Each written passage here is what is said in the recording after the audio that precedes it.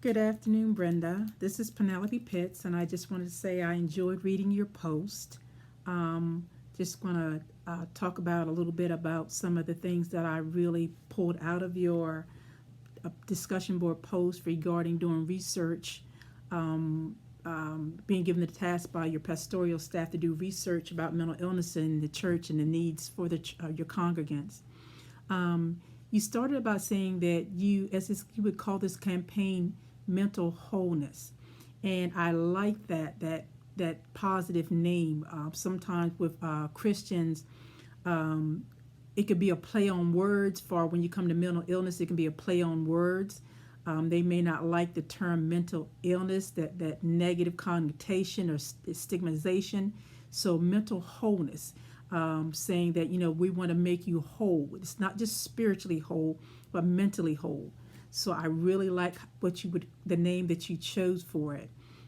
You said that you would do a small scale survey based questionnaire, and small scale that stuck out to me because sometimes if with surveys, if they're too lengthy, people get overwhelmed, people get bored, they don't want to do it.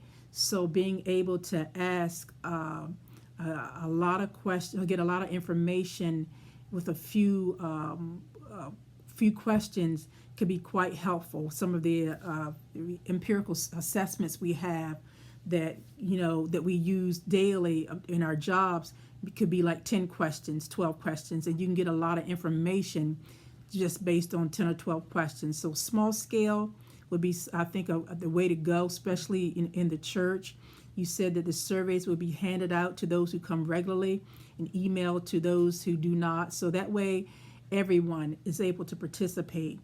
You said, and this is something that I didn't think of in my post, you said parents with children under 18 years old would be responsible for their child's information.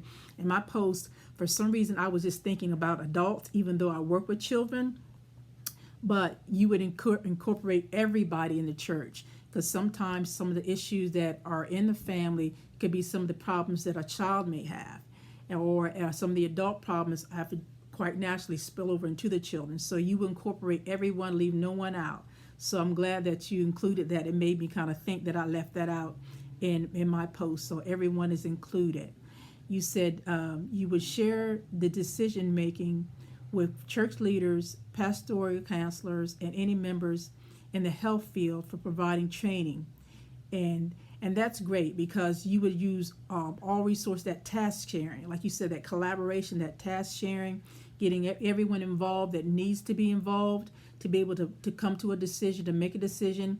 Definitely use these people to train, maybe to train mental illness with pastors. Is necessary for them to have that buy-in, to speak to congregants, to get that buy-in from congregants, to talk about mental illness in the church, to kind of normalize it. So definitely needing the pastoral pastors to kind of start that out.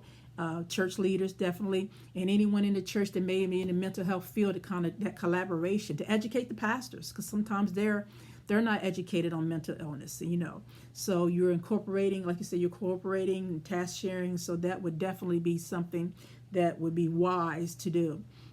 You end up by saying the estimated time to complete the project will be 3 to 4 months. And I like the fact that the time frame that you use is not like 1 or 2 weeks, because something of this magnitude and of this importance, it's going to take time to get everything together if you're going to do it right.